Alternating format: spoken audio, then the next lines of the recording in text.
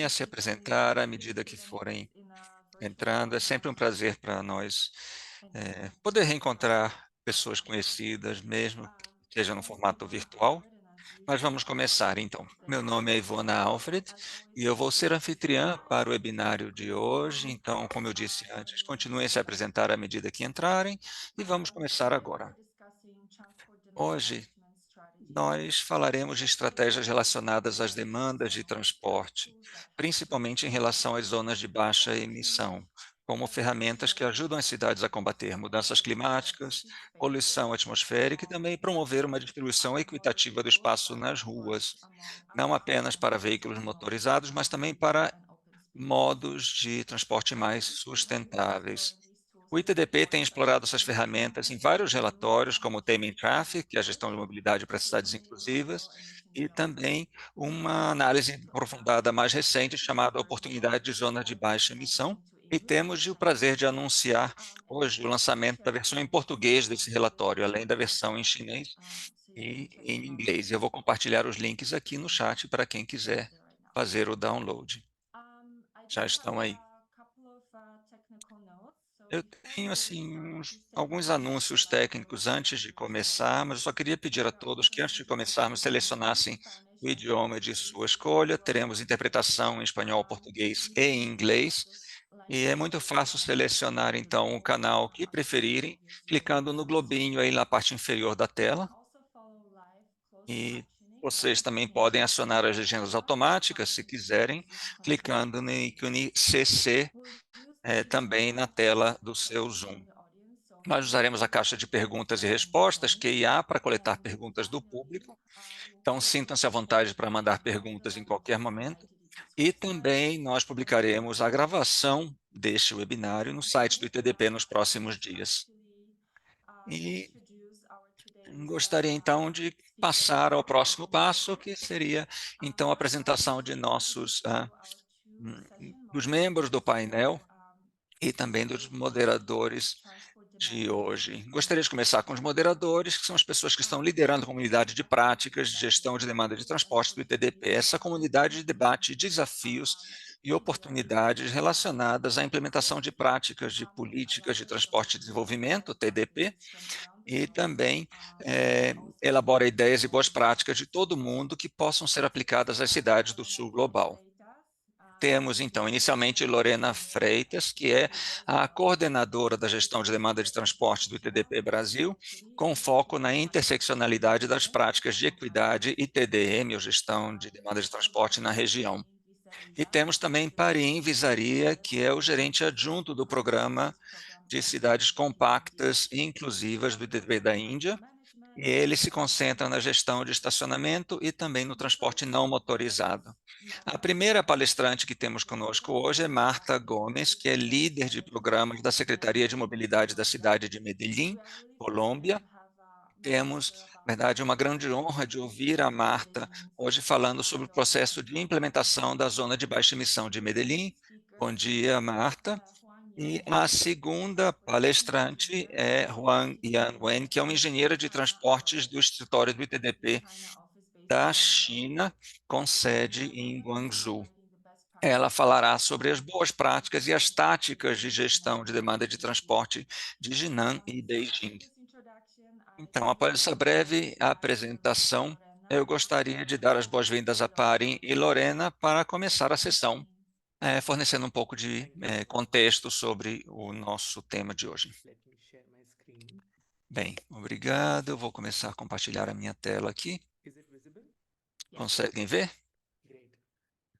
Ótimo. A very good morning, good afternoon, good Bem, evening to all. bom dia, My boa name is Parin. tarde, I'm boa from noite India a based. todos. Meu nome é So Parim let me Vissaria, eu brief you sou do about ITDP zona na de Índia baixa e eu emissão. gostaria de contextualizar um So pouco a air questão de pollution is zonas a de global baixa issue that all emissão. countries Então, a are poluição facing atmosférica é um simultaneously. problema A recent global study which was que afeta todos os shared by países. Tehran University of Medical Sciences, that E pointed out that over the last um 10 years, relatório there has been 31% recentemente increase divulgado pela Universidade in de number of Tehran de premature deaths Ciências related to Médicas years of disability, also related relaciona to vários problemas de so it is deficiência e not mortes à only that poluição atmosférica. it is just not the E quando falamos de poluição atmosférica, não são apenas os materiais particulados, mas também vários outros tipos de gases, como monóxido de carbono e outros gases que podem ter um impacto negativo na saúde humana e também no meio ambiente.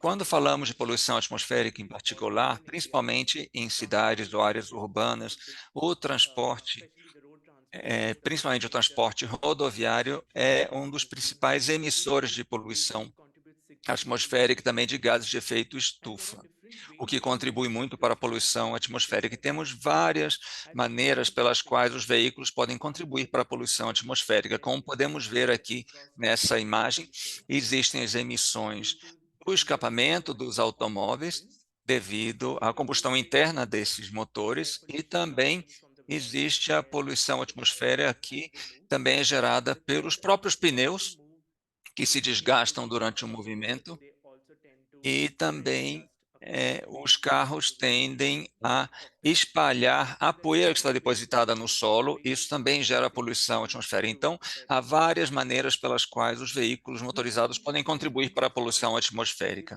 O que nós vemos no mundo inteiro é que há um grande estímulo a modos mais limpos de transporte, principalmente, por exemplo, como vemos aqui na imagem, com veículos públicos elétricos e ônibus elétricos. No entanto, o que continua a acontecer é que muitos veículos poluentes continuam a se deslocar nas cidades. E é importante, então, tentar introduzir ou incluir veículos mais limpos nas cidades. Isso eh, ajudaria a desencorajar o uso de veículos poluentes e promover uma melhor saúde e um melhor resultado ambiental. E uma maneira de fazer isso é a criação dessas zonas de baixa emissão, que além de desencorajar, também restringem o uso de veículos poluentes. E muitas cidades estão usando isso para lidar com vários outros problemas também, como congestionamento e melhorar a, a qualidade de vida das zonas urbanas e umas um dos principais motivos, na verdade, é desencorajar o uso de veículos poluentes. E essas zonas podem ser aplicadas em toda a cidade ou então somente em certos bairros ou distritos da cidade. E muitas cidades eh, eh, restringem o uso dependendo do tipo de veículos, ou seja, alguns tipos de veículos são restritos porque são veículos muito poluentes. Em outros casos, as cidades também podem restringir com base no volume de emissões.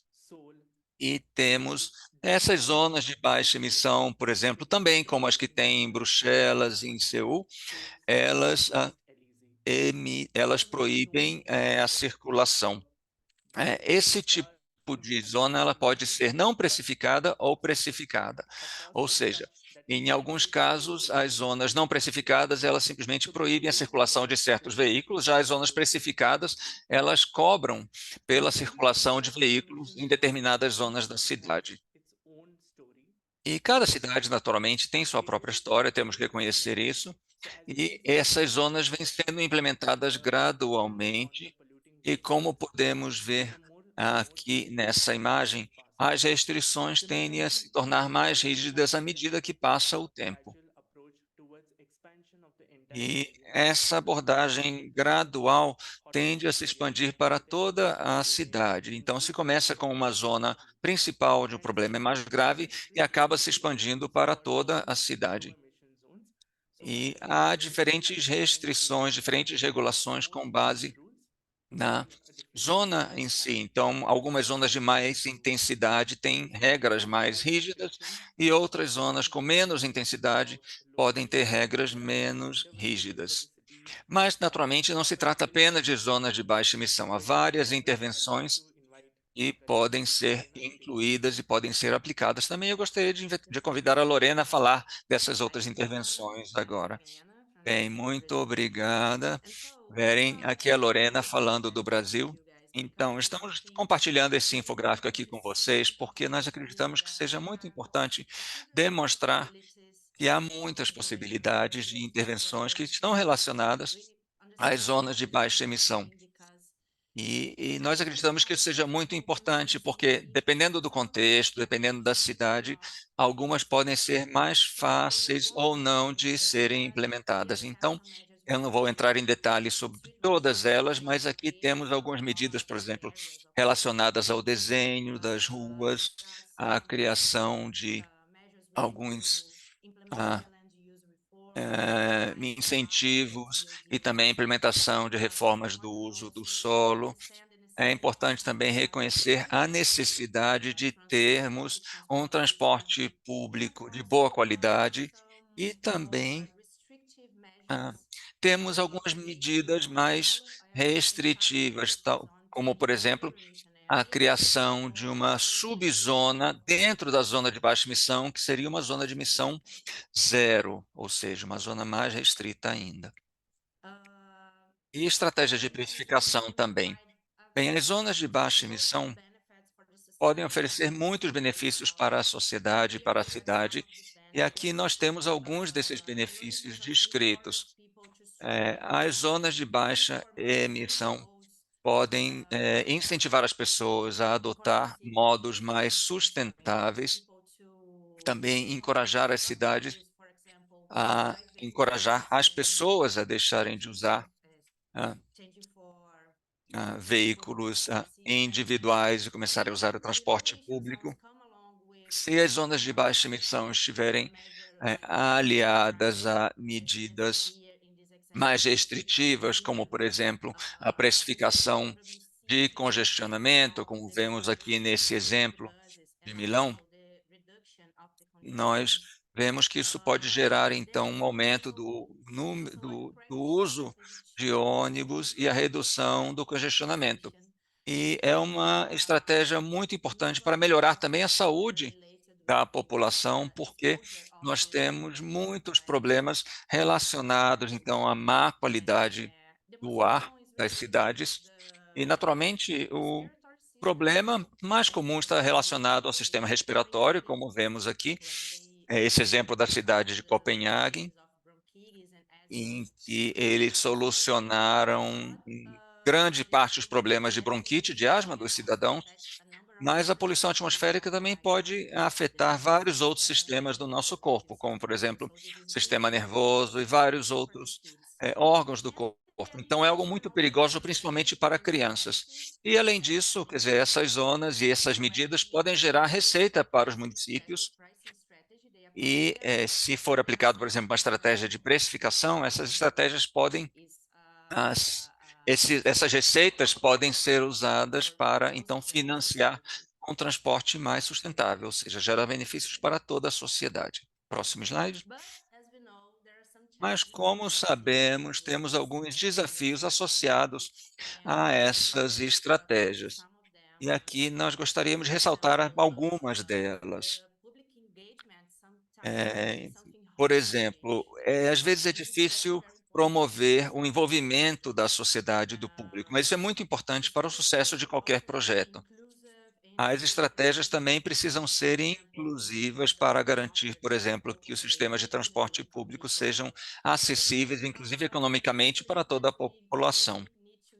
E eu acredito que nós precisamos também encorajar uma mudança modal rumo a um transporte público.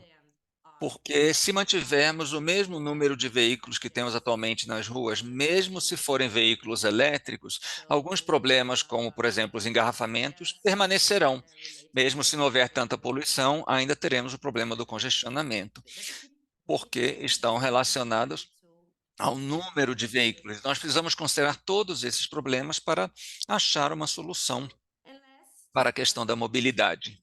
E por fim, assim, chegando ao final da apresentação, nós temos que pensar em algumas perguntas comuns que surgem quando começamos a falar sobre planejamento e implementação de uma zona de baixa emissão. Ou seja, uma delas seria qual o tamanho apropriado de uma zona de baixa emissão, onde começar, como fazer valer a restrição, ou seja, como fiscalizar e cumprir a lei, como engajar a comunidade e quais são outras intervenções complementares. E nós temos debatido isso muito profundamente no ITDP. Então, esse relatório aqui trata exatamente disso. Esse relatório que estamos lançando hoje em português, eu gostaria de convidar a todos para fazer, então, o download. E eu sei que a Ivona já compartilhou o link para a versão em português lançada hoje, como eu disse antes, desse relatório. E realmente eu fiquei muito animada com essa publicação e encorajo todos a acessar esse material. E agora, ao final da nossa apresentação, gostaria de convidar a Marta para falar um pouco da sua experiência em Medellín, em Bogotá, em Medellín, na Colômbia. Marta, a palavra é sua. Bem, muito obrigada. Gostaria de cumprimentar a todos que estão nos acompanhando e também agradecer o ITDP pela oportunidade de compartilhar a nossa experiência da implementação dessas zonas de ar protegido nas nossas cidades. E eu vou começar a compartilhar minha apresentação aqui agora. Me avisem se conseguem visualizá-la, por favor. Ótimo. Então, vamos ver aqui, próximo slide.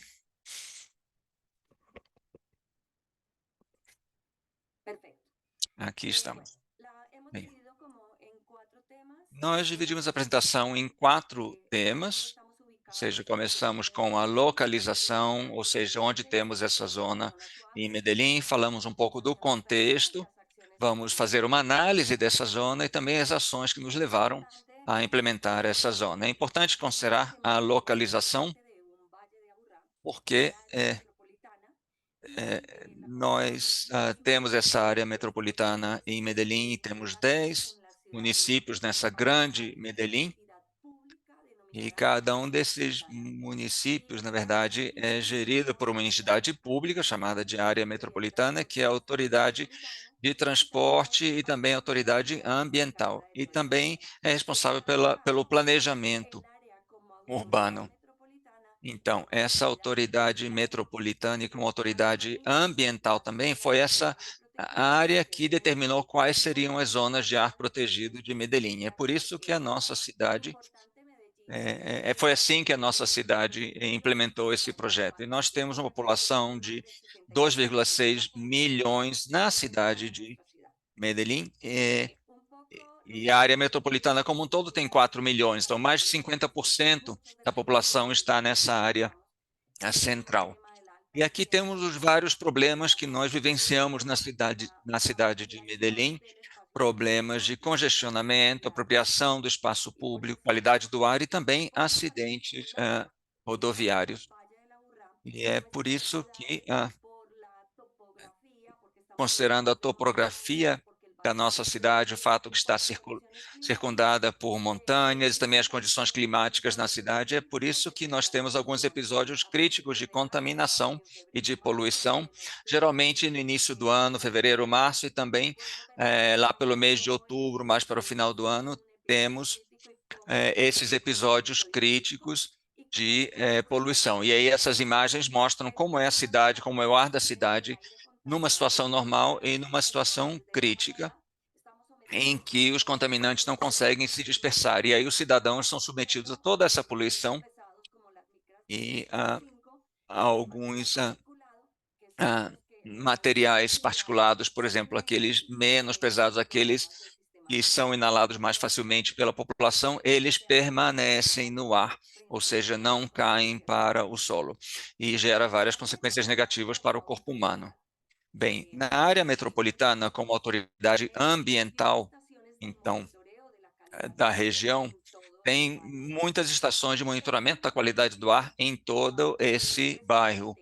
E é por isso que nós conseguimos, graças a isso e com estudos complementares, conseguimos determinar que 92% da poluição ou da contaminação por material particulado 2,5 vinha de automóveis, ou seja, na verdade, veículos de combustão, automóveis, caminhões, ônibus, etc.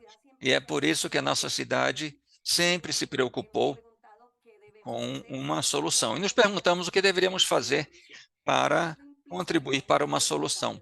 Isso, na verdade, nos leva a mudar, na verdade, todo o sistema.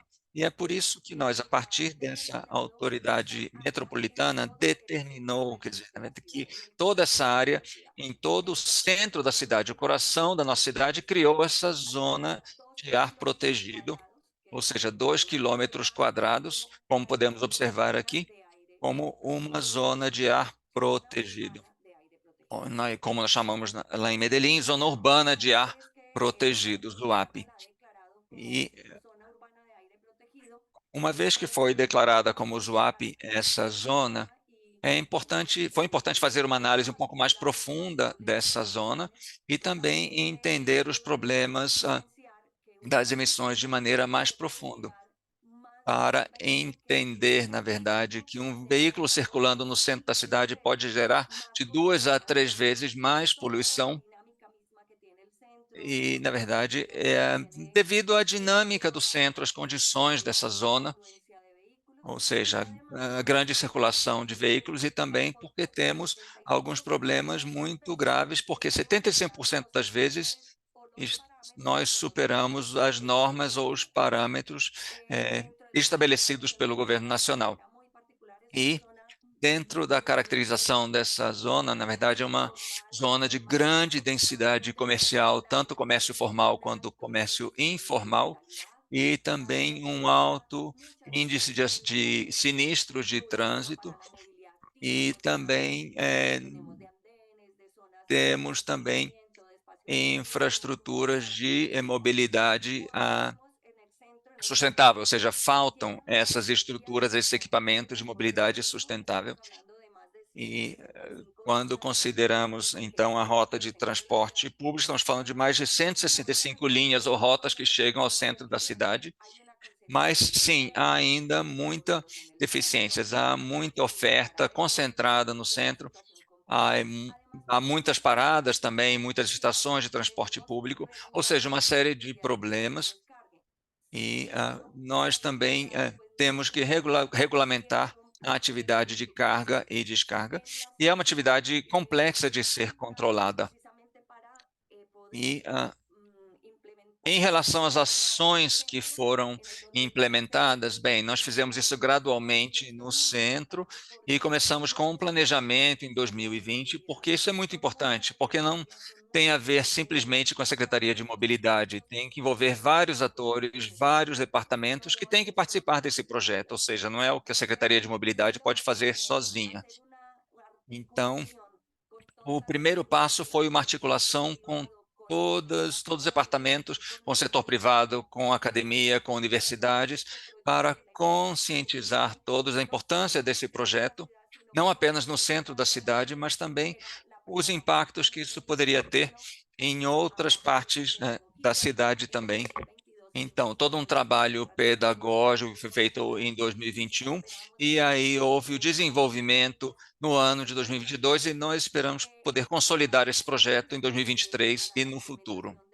Aqui foram algumas das ações para a implementação dessa zona, e a primeira, sem dúvida, que nós consideramos mais importantes, são essas campanhas de sensibilização, ou seja, essas estratégias de comunicação e promoção para que as pessoas saibam realmente do que estamos falando e que não é suficiente sinalizar a existência da zona, mas para que as pessoas entendam o que está acontecendo naquela zona, para que juntos possamos promover, então, mais recursos, mais modos de transporte sustentável também. Estamos falando de mobilidade a pé, em bicicleta, mobilidade ativa, em soma. E, naturalmente, isso precisa também de infraestrutura, precisamos também avaliar outras medidas, como dizia Lorena, porque, na verdade, nós queremos reduzir as emissões, como dizia também, é, parem é, é importante reconhecer que os veículos automotores são um importante fator da poluição. É importante também controlar e fiscalizar as emissões e implementar políticas de estacionamento e de renovação de veículos. Isso é algo também muito importante para nós. E foi assim que nós trabalhamos em ações como, por exemplo, essas ações de sensibilização e promoção. O mais importante é ter uma identidade do que são essas zonas UAP, ou seja, todo um plano de mídia, de comunicação, e nós trabalhamos com agendas culturais e com operadores logísticos, e dessa maneira conseguimos, então, continuamos a divulgar o que eram essas ZUAPs, e isso ajudou as pessoas a perceberem que a zona estava mudando e que isso seria positivo para toda a população. E aí nós introduzimos algumas mudanças, tiramos fotos de antes e depois do que eram os espaços públicos ocupados, por exemplo, por veículos, estacionamentos, etc., e que depois os pedestres passaram a ter espaços para se mobilizar para se mover com tranquilidade e conforto. Mas é importante também perguntar às pessoas, ou seja, pesquisar com as pessoas se elas estavam entendendo o que estava acontecendo, se elas estavam apreciando o que estava acontecendo. E a resposta foi muito satisfatória quando percebemos que 53%, na verdade 43%, sabiam já que era uma zona de ar puro, de ar protegido, e uma grande parte concordava com esse projeto, esse processo de transformar as cidades num ambiente mais confortável para os pedestres, e isso também para o comércio. Muitos perceberam uma melhora nas condições comerciais, e em relação às mudanças relacionadas à carga e descarga, mais de 80% consideraram essas mudanças positivas. E, além disso, é importante também implementar medidas que muitas vezes são restritivas e são antipopulares. Então, às vezes, é difícil implementar essas mudanças que geram oposição na comunidade em geral, ou seja, implementar cotas de congestionamento e outras restrições para o estacionamento, para a circulação de veículos em certas zonas e para o transporte de carga, e também a cobrança ou a precificação pela poluição. Parece que temos um problema de conexão.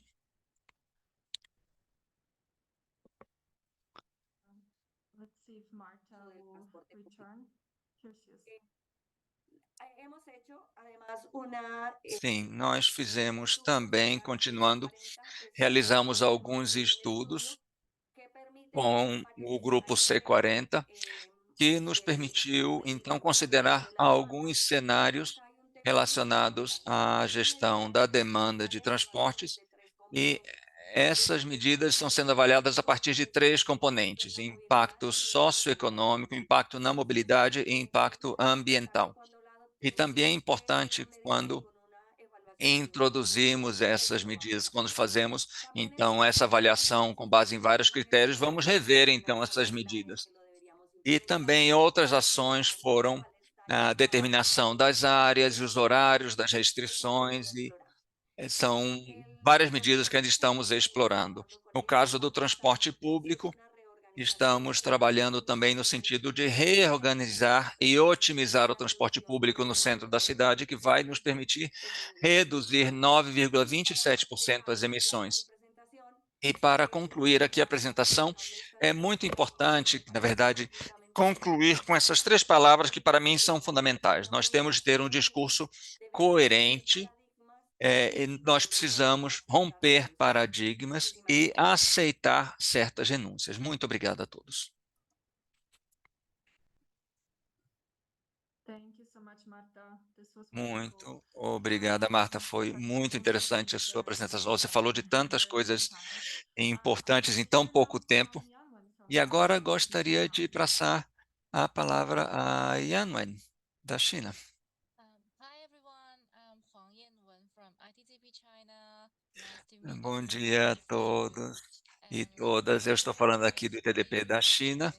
É um prazer estar aqui com vocês. Eu vou começar a compartilhar a minha tela aqui. Yeah.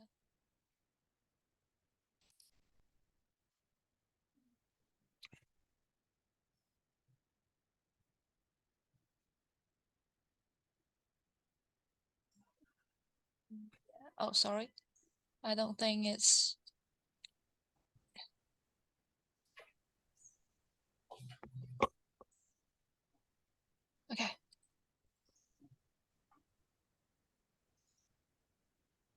Can you see my screen here? Yes. Yes. Conseguem ver a tela? Okay. Ótimo.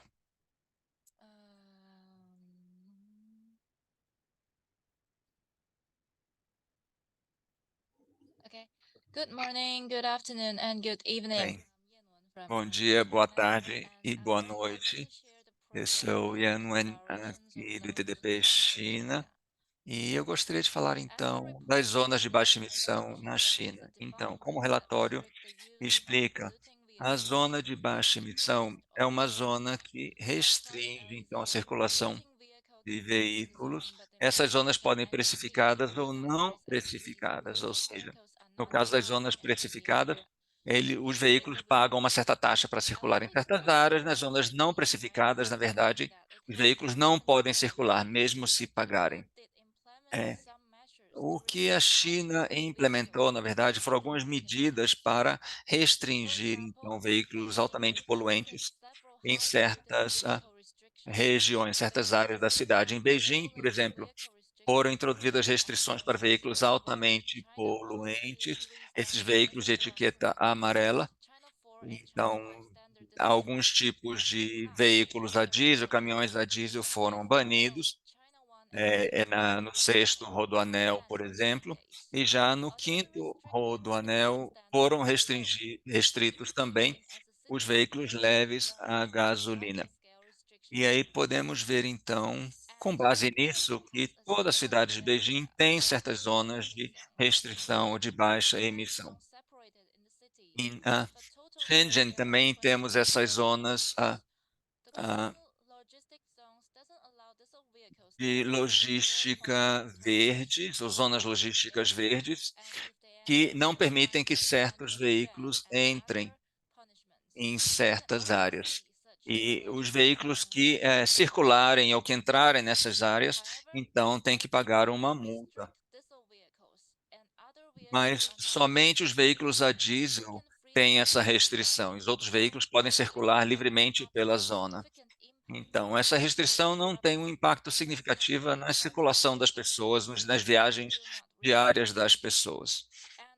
E, as zonas precificadas podem efetivamente restringir o uso e a circulação de veículos. Por exemplo, Singapura tem um sistema assim, e Londres também introduziu essas zonas de emissões ultra baixas e zonas de emissões baixas e de zero emissão. E como resultado, essas políticas não apenas reduziram o congestionamento, mas reduziram também as emissões e melhoraram a qualidade do ar. Então, o que aconteceria se a China, na verdade, ou por que a China não introduz essas zonas precificadas? Infelizmente, quer dizer, ainda há muita discussão e muito debate sobre a cobrança pelas emissões. E há algumas mídias sociais muito populares na China têm muitos debates em relação a isso e vemos que a população está muito preocupada com isso. E parece que a China ainda não esteja numa posição capaz de criar essas zonas, mas nós sabemos que estamos enfrentando desafios muito graves relacionados às mudanças climáticas e temos de fazer algo em relação a isso. Então, o que poderíamos fazer nessa situação? Bem, vamos reconsiderar, então, as zonas de baixa emissão. Bem, podemos fazer isso literalmente, na verdade, podemos considerar como uma zona ou área com baixas emissões.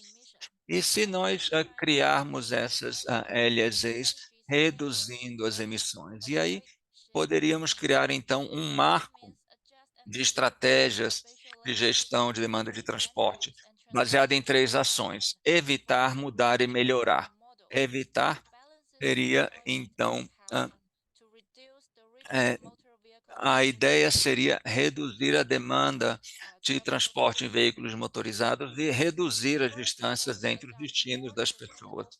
Isso seria a estratégia ou ação ligada a evitar. Mudar seria estimular as pessoas a adotarem formas de transporte mais sustentáveis. E melhorar seria melhorar a eficiência energética de combustível dos modos de transporte e dos outros veículos. Bem, em relação a evitar, na verdade, nós temos debatido mais sobre as estratégias DOTs, ou seja, de desenvolvimento de transporte sustentável, e isso pode ser feito por meio da melhoria dos serviços em várias partes da cidade. A introdução de um sistema DOTs inclusivo ajuda a gerar a prosperidade e a habitabilidade das cidades. Isso, na verdade, significa facilitar as viagens das pessoas de uma parte a outra da cidade e também promover um maior equilíbrio entre atividades de trabalho e residências, ou seja, isso permitiria que as pessoas, na verdade, vivessem mais próximo ao seu trabalho e reduzissem a sua dependência do transporte como um todo, e reduzisse também a dependência das pessoas nos veículos particulares. E com base nisso, eu gostaria de compartilhar nossa experiência com a gestão de estacionamentos e com a melhora do transporte público e melhora da comunicação e também com a redução do transporte motorizado individual. Bem, o ITDP da China tem feito pesquisas há muito tempo sobre gestão de estacionamentos na China e recentemente compartilhamos nossas experiências para embasar a reforma dos estacionamentos da China. E temos, inclusive, vários podcasts sobre isso no Spotify. Bem, a ideia seria reduzir, então, o número de veículos particulares e aumentar a demanda para o transporte público. Isso ajudaria, então, a reduzir o congestionamento e usar mais espaços públicos para habitações e recreação. E estamos expandindo também nosso transporte público, as linhas de metrô e reduzindo também as regras para o estacionamento, ou seja, em vez de estabelecer máximos, estabelecer mínimos. E as novas regras de estacionamento ajudaram a reduzir, então, a demanda por estacionamento e gerar uma mudança e uma transição rumo a modos de transporte mais sustentáveis no longo prazo. E a cidade de Beijing também está promovendo de maneira ativa o estacionamento compartilhado. E 28.000 vagas são compartilhadas.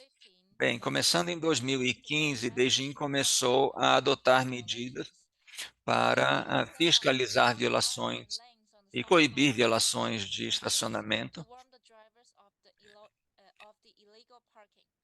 E isso foi feito por meio de campanhas de informação para informar os motoristas sobre as proibições de estacionamento. E essas vagas agora também têm sido melhoradas e o estacionamento ilegal nas calçadas são proibidas pelos distritos, pelos vários bairros da cidade, e mais espaço tem sido fornecido para caminhadas e para o transporte em bicicleta. E no caso de estacionamentos pagos, se o condutor não pagar da maneira correta, é possível verificar, então, as informações do veículo por meio de câmeras. Isso evita, então, que os veículos estacionem em lugares dedicados aos pedestres e às bicicletas. E houve uma redução significativa nas violações de estacionamento na cidade de Beijing. Por exemplo, em 2022, foi possível em Chang reduzir 1.510 vagas de estacionamento, 400 em 2023 e outras 100 em 2024. E isso, na verdade, envolveu muitos órgãos públicos, instituições públicas. E uma coisa muito interessante, uma política muito interessante, é que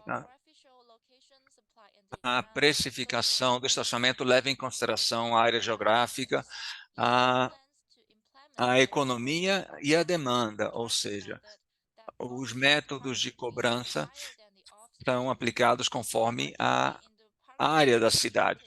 E há também estratégias diferentes para estacionamento em via pública e fora da via pública, com regras diferentes. E o valor das cobranças, por exemplo, pode ser mais alto numa área do que em outra área, ou pode ter valores diferentes para o dia e para a noite. E esses valores são ajustados de maneira automática e muito rápida. E a partir do momento que esses espaços são liberados e não são mais usados para estacionamento, as autoridades públicas podem direcionar esses espaços para outros usos, como, por exemplo, ciclofaixas, ciclovias e também espaços para pedestres. Há também uma mudança muito interessante, ou uma melhoria muito interessante para promover o transporte não motorizado em Beijing. Ou seja, nós temos essa longa ciclovia para conectar duas áreas bastante distantes da cidade, e essa ciclovia de mão única torna, então, esse transporte, essa viagem muito mais confortável. E essa longa ciclovia, na verdade, passa por várias universidades e áreas comerciais, e todas as pessoas que vivem ao longo dessa ciclovia podem ir para o trabalho, para a universidade de bicicleta, o que tornou esses deslocamentos muito mais confortáveis. Temos outras melhorias também, que podemos mencionar aqui, como, por exemplo, a construção de 570 quilômetros na rede cicloviária, e temos também um plano que está sendo desenvolvido para reutilizar trilhos ferroviários não utilizados em calçadas e espaços verdes.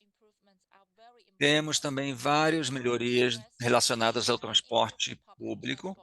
Em Jinan, por exemplo, foi melhorado o sistema de transporte público. Por exemplo, foi realizado um evento chamado Créditos de Carbono para passagens gratuitas, ou seja, cada vez que alguém usava um ônibus, recebia um crédito de carbono e poderia trocar esses créditos por bilhetes ou passagens gratuitas. E também foram instalados sistemas de indicação em tempo real nas paradas de ônibus, e foram criadas 10 faixas exclusivas em 2023. E, além disso, foram introduzidas essas zonas ou essas rotas de ônibus personalizadas. E nós acreditamos que um dos fatores mais importantes para a introdução dessas melhorias é a comunicação. Uma dessas medidas foi incentivar o modo 135, ou seja, caminhar até 1 quilômetro, andar de bicicleta até 3 quilômetros e usar o transporte público até 5 quilômetros.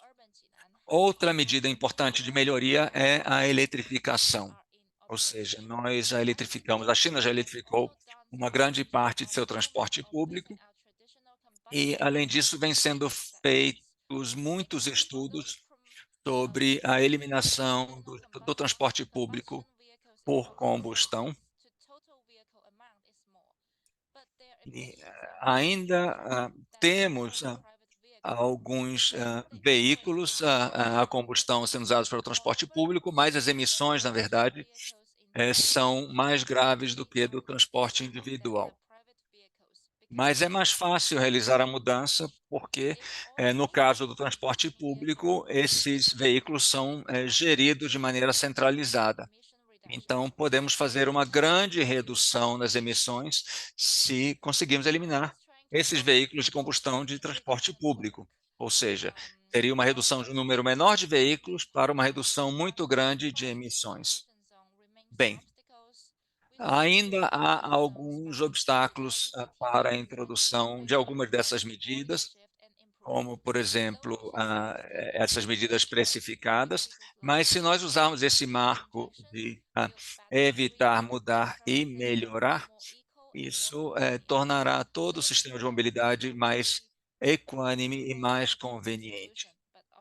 Ah, Tratamos, então, de uma medida não apenas para melhorar a qualidade do ar, mas também para melhorar todo o sistema de transporte. Eu acho que já chegamos a um consenso que essas zonas de baixa emissão podem transformar nossas vidas e nossas cidades mais habitáveis. Muito obrigada. Thank you so much, Yanwen.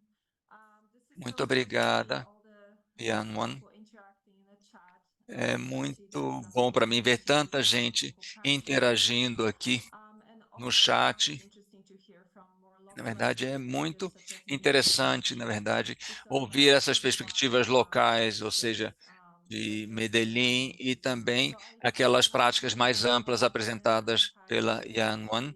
Eu gostaria de repassar a palavra, então, a Lorena e ao Parin para que retomem, então, o debate. Thank you, Ivana.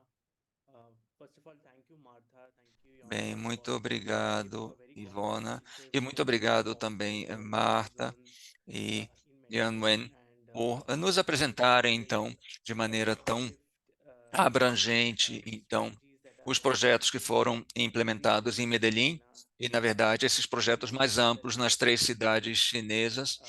in É terms of muito actions that the Chinese importante cities have saber que implemented. essas And intervenções que vêm sendo it has been implementadas na great China to têm see that feito tanta there have diferença. been on-ground É, transformations. Em ambos os casos, nós podemos ver, na verdade, transformações reais. Foi muito interessante ver as fotos de antes e depois das áreas onde foram implementadas essas melhorias, mas nós sabemos que muitas vezes há uma certa rejeição ou resistência das partes interessadas locais. E eu gostaria de perguntar, então, começando com a, a Marta, saber, então, quer dizer,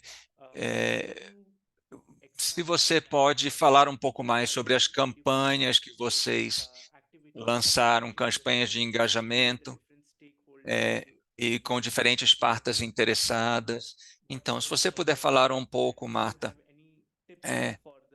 sobre que tipo de reação você teve dessas campanhas de engajamento, e você pode dar alguma dica para nós sobre que tipo de atividade pode ser implementada para sensibilizar a comunidade e engajar a comunidade nessas mudanças.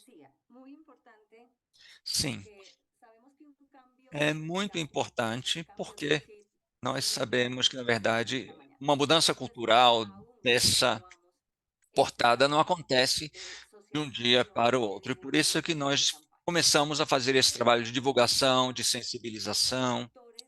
E é importante identificar os atores, ou seja, as partes interessadas, e como realizar as intervenções.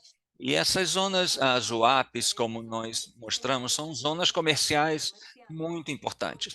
E tem muitas corporações, muitas agremiações de comerciantes, e eles têm, então, essas oficinas também, ou seja, consideramos também todas as instituições públicas, todas as secretarias, todas as entidades que tinham que participar. Nós realizamos, então, essas oficinas, né, esses workshops, para que todos se conscientizassem e pensassem sobre como poderiam intervir e como poderiam contribuir.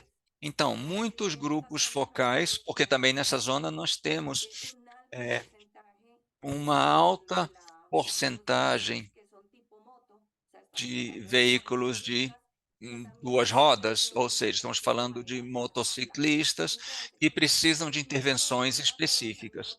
Ou seja, não é possível agradar ou reunir todos ao mesmo tempo. Na verdade, cada atividade de conscientização deve se concentrar no seu grupo focal, ou seja, falamos com os comerciantes, aqueles que poderiam ser afetados pelas atividades, por exemplo, de carga e descarga, ou as empresas de transporte que também poderiam ser afetadas pela entrega de mercadorias e etc. Não é a mesma coisa intervir, por exemplo, com o setor dos proprietários de estacionamentos, por exemplo, porque nós temos essas medidas também que podem gerar reações. Então, é sempre essa questão social e de comunicação. É importante ter uma identidade, explicar o que é essa zona ZUAP, explicar o porquê de estar fazendo isso e dizer que não estamos simplesmente copiando outros países, mas sim que estamos nos conscientizando da necessidade da cidade e assumir nossas responsabilidades.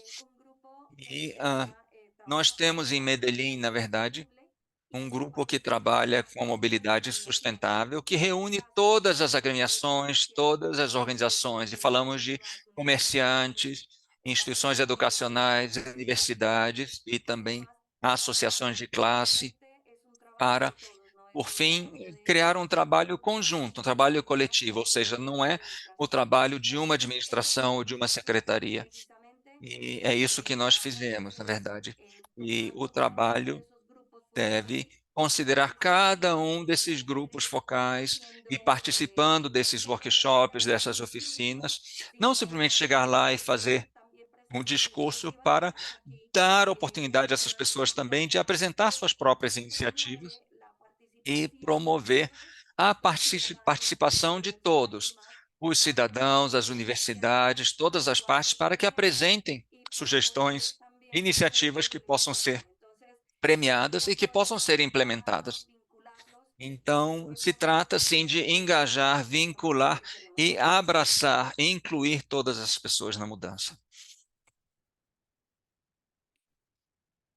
Thank you very much, Martha. Muito It obrigado, seems Marta. quite a comprehensive plan to speak to Parece, sim, stakeholders uma abordagem and muito different parties abrangente, who have que different considera perspectives cada and diferente interests parte in this. interessada e entender a linguagem de cada um, os interesses de cada um e as estratégias de interagir com cada um desses grupos. Isso é muito importante. E então é importante ter um plano de comunicação, um plano de engajamento comunitário que possa funcionar com diferentes atores, diferentes grupos e, por fim, reunir todos eles. Realmente é muito interessante saber dessa estratégia que vocês adotaram. E eu imagino que esse seja um processo contínuo, ou seja, não é uma coisa que vocês fizeram e terminaram. É algo que tem que ser mantido com o tempo e expandido naturalmente. Agora eu gostaria de passar a você, Yanwan. Nós vimos que você apresentou várias zonas em cidades chinesas que implementaram diferentes tipos de restrições indiretas, como, por exemplo, a gestão de estacionamento, que podem afetar grupos diferentes. E eu gostaria de saber qual foi sua estratégia de comunicação, ou seja, que ferramentas vocês usaram para engajar as pessoas, ou seja, que tipo de campanha vocês fizeram. Se puder falar sobre isso, eu agradeço. Bem, em relação à gestão de estacionamento, para comunicar com o público, nós usamos o site do governo. Nós temos informações nesses sites e as pessoas podem buscar essas informações no site do governo. E se as pessoas têm alguma sugestão, ou se não concordarem com algo, podem conversar com o governo pelo site. Ou podem até ligar pelo telefone para o governo, ou escrever uma carta, mandar um e-mail, algo assim. E o governo, quando recebe essas informações, essas cartas, o governo pode ajustar, então, seu plano de gestão de estacionamento com base nas sugestões. E na China, a comunicação com o público se baseia principalmente no site, na internet e essas trocas online. Muito interessante, sim. Eu vou passar à próxima pergunta, e, na verdade, para ambas também. É sobre o tamanho das zonas de baixa emissão. Ou seja, qual seria o tamanho mínimo de uma zona de baixa emissão e se as cidades que estão interessadas deveriam considerar toda a cidade ou começar com uma zona menor. Ou seja, se uma cidade quiser começar essa jornada e começar a implementar uma zona de baixa emissão, qual seria o tamanho mínimo, com base na sua experiência? Marta, você pode começar. Bem, é uma pergunta muito complexa, porque, na verdade, nós gostaríamos que toda a cidade fosse uma zona de baixa emissão ou de emissão zero. e decidir qual o tamanho, como eu dizia no início, a área metropolitana é autoridade ambiental e faz o monitoramento da qualidade do ar, e temos também regulamentos nacionais, e, na verdade, é algo que não é que a gente adota simplesmente por adotar, porque, na verdade, chegam momentos que é necessário adotar certas medidas, mas nós acreditamos que o mais importante é plantar a semente, começar a difundir esse conceito e gerar conscientização sobre essa necessidade que nós temos. Então, especialmente para Medellín e o bairro de Aburrá, como eu disse antes, é importante considerar a topografia. Uma cidade está circundada por montanhas. Então, nós sabemos que estamos sujeitos a todos esses agentes poluentes e contaminantes. Isso pode gerar custos maiores para a cidade, por exemplo, no atendimento de saúde. Então, é um processo passo a passo. E nós acreditamos que uma cidade consegue implementar uma zona assim no centro da cidade, que, como sabemos, nesse momento foi feito pela área metropolitana como um decreto administrativo. E se a cidade, as pessoas percebem que está tendo um bom resultado, então a cidade pode então evoluir e começar a ampliar essa zona, porque vemos também que a cidade começou a evoluir com oferta de transporte público, temos VLTs, temos BRTs, temos metrô, e a cobertura é muito ampla, mas na verdade nós precisamos melhorar o serviço também para que a cidade como um todo possa se conscientizar que é melhor usar esses modos sustentáveis. Então, na verdade, o ideal seria que a zona fosse toda a cidade, porque, como eu disse, na verdade, somos 10 municípios na região metropolitana de Medellín, porque, na verdade, não podemos fazer só em Medellín, e em certo momento você passa de Medellín para o próximo município, você nem percebe isso, porque estão ligados. Então, o ideal é plantar a primeira semente e, aos poucos, ir espalhando para toda a cidade. Sure. Thanks, Martha. Obrigado, Marta. Somewhere there needs to be a start. And Então, even eu if it entendo is então que é only importante dar o primeiro this passo, much, mesmo that que will seja encourage the citizen to apenas do uma pequena área, é importante começar, porque com o tempo ela vai se expandir naturalmente. Yanwen, a palavra é sua. Actually, Sim, we don't think nós, na verdade, não achamos que a certain zona de baixa emissão tenha que ter um is tamanho there's mínimo. no Eu acho que mandatory minimum size for low emission não zones. há, na verdade, um tamanho mínimo obrigatório para essas zonas. Ou seja, não Low importa emission zone quanto is. seja If grande ou there is pequena, a low emission zone, it can se for directly implementada uma transform zona de people, baixa and emissão, it's good mesmo se for for city pequena, development. isso vai melhorar In a addition, vida dos in cidadãos, order to isso lower vai ser bom para o emissions, desenvolvimento da first we have cidade. to E se o implement governo, por exemplo, se more for criado uma zona piloto de baixa emissão, isso encorajará o governo a criar um, outras zonas e expandir essa zona também. E aí criamos esse círculo virtuoso. Ou seja, se houver uma zona, independentemente do tamanho, o fato de implementar uma zona já é algo muito positivo. Thanks, Yanwen.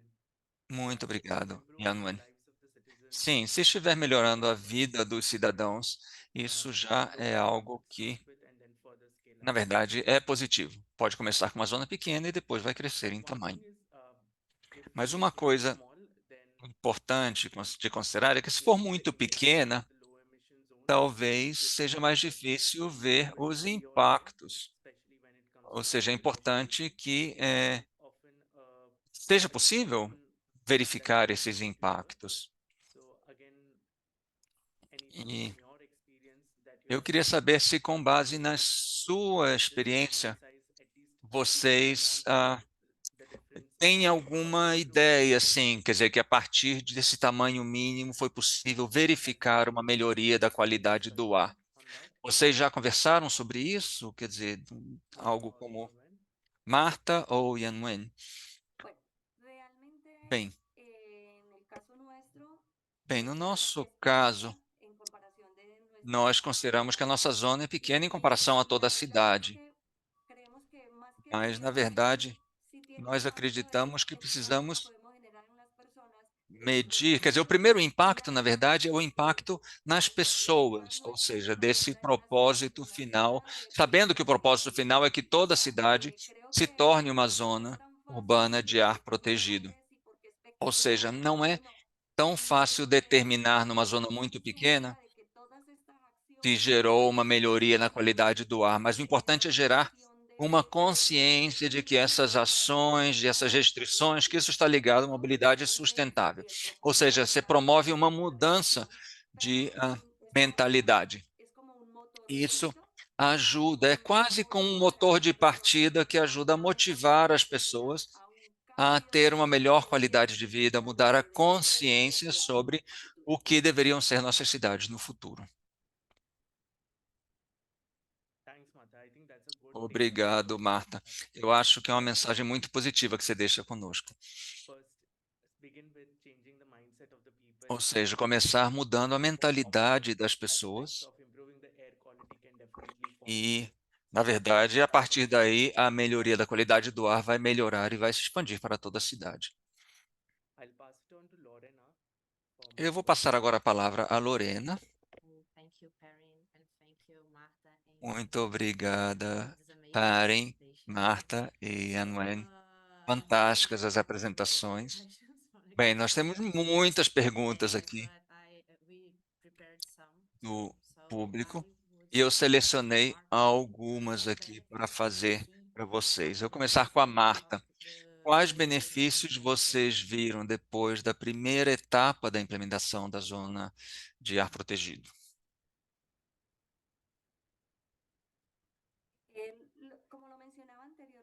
Como eu mencionei antes, falar da redução de emissões, que geralmente se realiza por meio de medidas restritivas, nós ainda estamos na etapa de estudos e de avaliação, não apenas dos impactos ambientais, mas também dos impactos de mobilidade e dos impactos sociais. Porque, com base nisso, nós vamos definir quais medidas podemos adotar para efetivamente chegar a essa redução. E a percepção que nós temos, inclusive a partir das pesquisas e enquetes que fizemos, é que as pessoas começam a aceitar, ou seja, houve uma resistência inicial, as pessoas não queriam e, na verdade, pensavam com base no próprio umbigo, ou seja, isso pode me prejudicar, etc. E a partir dessas enquetes, dessas pesquisas, percebemos que as pessoas estão aceitando mais, estão mais de acordo com o projeto.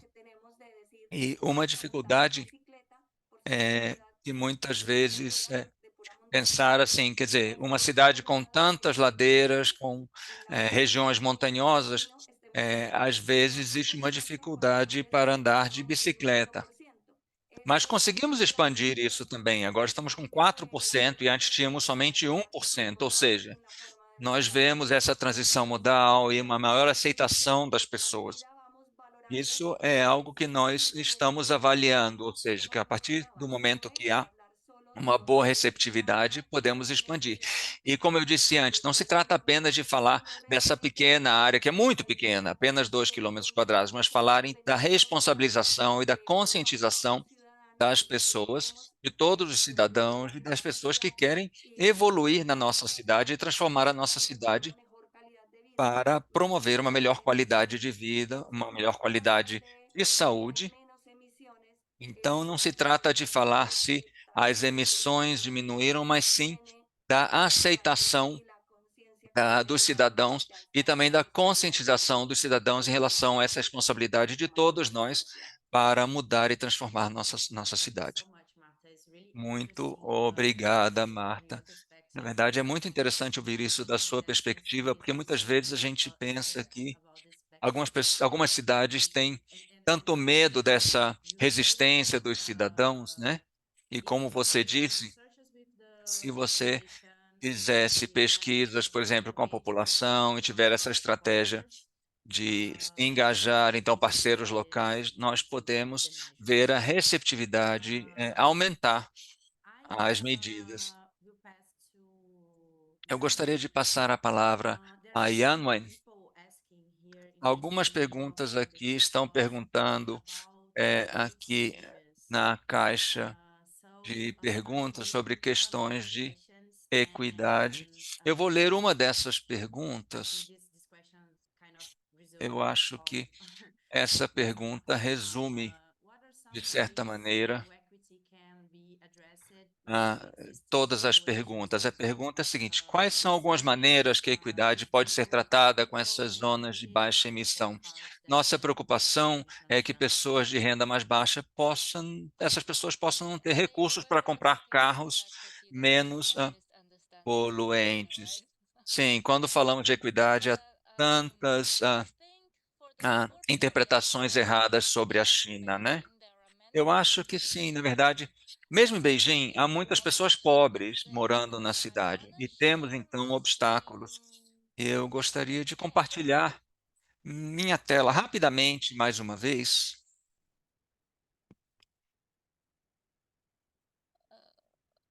Here. Yes, I want to share my screen again about this slide. Can you Ok, see gostaria de voltar a esse slide aqui, não sei se conseguem vê-lo. Yes. Sim, sim. It's the yellow label vehicle restrictions in Beijing. Estamos falando das restrições dos veículos de etiqueta amarela em Beijing. E nós vemos que não é algo assim que foi feito rapidamente. Ou seja, não é uma coisa que hoje o veículo pode circular e amanhã eles são banidos. Ou seja, foi um processo passo a passo que começou em 2003, ou seja, começou com uma pequena área no o que chamamos no segundo rodoanel de Beijing. E nós oferecemos, na verdade, alternativas às pessoas, ou seja, transporte a pé, mobilidade em bicicleta, transporte público. E aí, em 2009, essa área se expandiu para o quinto rodoanel, e aí depois, no mesmo ano, para o sexto rodoanel. Ou seja, foi um processo de expansão passo a passo. E, ao mesmo tempo, nós vemos que os proprietários daqueles veículos de etiqueta amarela, e talvez fosse a população mais pobre e que talvez não tivesse condições para comprar veículos novos, nós começamos a oferecer subsídios também. Ou seja, na primeira etapa, esses subsídios chegavam a cobrir um quarto do valor de um carro novo, ou seja, o que ajudou as pessoas mais pobres a terem condições de comprar veículos novos. Ou seja, na China, nós implementamos as restrições gradualmente e oferecemos subsídios e alternativas para que as pessoas mais pobres que possuíam veículos altamente poluentes pudessem se adaptar a novos sistemas sem gastos adicionais. Thank you so much. Muito obrigada.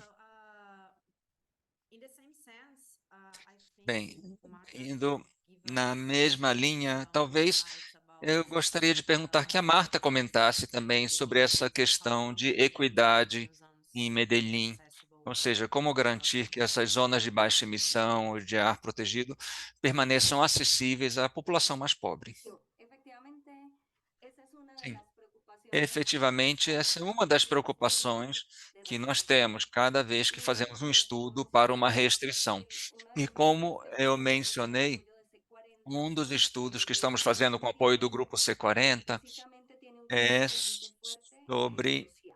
É porque essas medidas têm um forte componente social.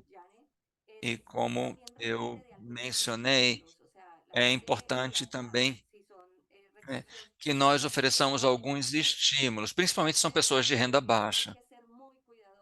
E nós temos que ter muito cuidado, então, quando, por exemplo, se formos instalar uma restrição no centro da cidade, temos que considerar o componente social e temos que considerar esses vários cenários com uma avaliação dos impactos sociais. O mesmo está sendo feito com o grupo que trata de congestionamento, ou seja, ou restringir o acesso ou começar a precificar o congestionamento. Isso também depende da questão social. E nós sabemos que a precificação pode ser variável também, se a pessoa é residente na zona ou do extrato social, etc. Mas é um tema muito complexo. Temos que considerar a questão econômica e também a questão dos estímulos e subsídios que podemos fornecer. E agora temos esse projeto, esse debate que está sendo apresentado, inclusive, no Congresso para tentar renovar, então, a nossa frota, oferecendo, talvez, estímulos econômicos para a aquisição de veículos menos poluentes. Mas isso tem que ser aprovado em nível nacional, em nível do Congresso Nacional, mas poderia também ser implementada uma política local, mas sabemos que há limites também para os recursos municipais, né? Então, isso tudo está sendo considerado. I'm sorry, my computer I think he's getting crazy. Então, peço perdão, deu um problema aqui no meu computador, a tela ficou preta, mas agora voltou. Bem, muito obrigada, Marta. A sua experiência é muito importante, principalmente para a cidade da América Latina. E eu fico muito orgulhosa, como latino-americana, de seu progresso aí em Medellín. Eu sinto orgulho do que vocês estão fazendo aí. Eu gostaria de passar, então, a palavra a Yemen de novo. Uma outra pergunta aqui do público,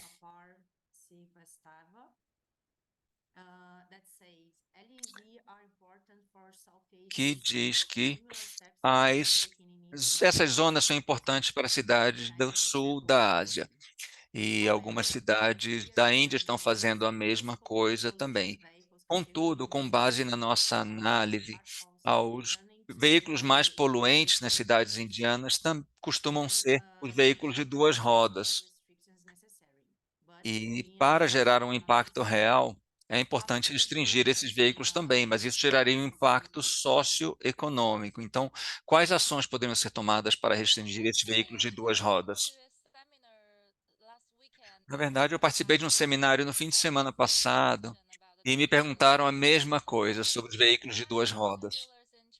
Bem, os veículos de duas rodas na China, na verdade, causam um grande caos, na verdade, na rede viária, porque estão em todos os lugares e circulam muito rapidamente e geram muito estresse para os pedestres e para os condutores de automóveis. Então, acho que nós precisamos de uma gestão bastante rígida dos veículos de duas rodas. Nós precisamos garantir que eles tenham espaço suficiente para circular pelas ruas, não podem circular pelas faixas de pedestres, pelas calçadas e ameaçar a vida e a segurança dos pedestres, mas também não podem circular nas mesmas vias ou nas mesmas faixas dos veículos de quatro rodas. Ou seja, nós acreditamos que esses veículos de duas rodas devem ter, principalmente as bicicletas, devem circular em faixas exclusivas. Mas é importante garantir que a velocidade seja administrada e também os locais onde eles possam circular. E a gestão de veículos motorizados na China, há certas leis do Código de Trânsito que gera, por exemplo, pontos na carteira para cada violação cometida. Se nós aplicássemos um método semelhante para ciclistas, por exemplo, teríamos impacto positivo. Obrigada, obrigada. Então, eu acho que nós temos muitas outras perguntas aqui na sala de bate-papo e na caixa de perguntas. Não teremos tempo para respondê-las todas aqui durante o webinário, mas podemos compartilhar as perguntas com todos e também tentar responder algumas diretamente. thoughts and lesson learned. E eu vou repassar agora a palavra ao Paren para as suas considerações. Thank you very much, Martha, Yeonmin, for your Muito presentations. obrigado de novo, Marta e Anwen, pelas suas apresentações e também pelas respostas que vocês deram. Eu acho que tivemos um debate muito interativo e também foi muito bom saber mais sobre a sua experiência com as zonas de baixa emissão. Eu gostaria de cumprimentá-las pela pela sua experiência, quer dizer, do que a Colômbia e a China conseguiram realizar em termos de transformação. Eu diria que alguns aprendizados principais para mim, as mensagens que eu gostaria de compartilhar aqui, pelo menos para mim, foram muito importantes. O primeiro ponto é que essas zonas de baixa emissão, na verdade, mesmo se elas começarem de tamanho muito pequeno, é sempre um bom começo, não apenas para a melhoria da qualidade do ar, mas pela melhoria da qualidade de vida das pessoas. Ou seja, a habitabilidade das cidades, a qualidade de vida é sempre um bom começo. E, na verdade, nós sabemos que temos parâmetros mais complexos de qualidade do ar que podem ser adotados à medida que essas zonas se expandirem. Mas é importante dar o primeiro passo, né? Envolver a população, engajar a população com a criação de zonas, mesmo que sejam pequenas. O segundo ponto que é importante para mim é reconhecer que cada cidade vai ter seus desafios próprios. E sabemos que muitas cidades no sul da Ásia, no sudeste da Ásia, têm que enfrentar esses problemas de veículos de 2 e 3 rodas. E também reconhecemos que há muitos desafios e sabemos que não tem uma solução só que possa funcionar para todo o mundo. E quanto mais conversarmos, quanto mais nos engajarmos com a população e com outros colegas, mais fácil vai ser para achar as soluções. E no caso dos veículos de 2 e 3 rodas, talvez tenhamos que pensar também a introdução de regras mais rígidas sobre o uso, regras de estacionamento.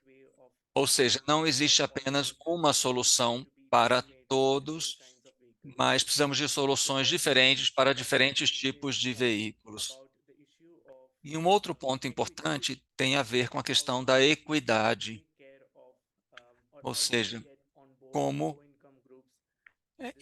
incluir grupos de renda mais baixa nesse processo para garantir que essas ações não prejudiquem esses grupos. E ambas as apresentadoras destacaram a importância de ter esses debates com as comunidades locais para pensar em soluções possíveis que possam ser implementadas, principalmente nos países e nas cidades onde há um uso menor de veículos particulares e as cidades que estão investindo mais em transporte sustentável, ou seja, aumento da mobilidade a pé, em bicicleta, em transporte público, e garantir que essas medidas sejam acessíveis para todos.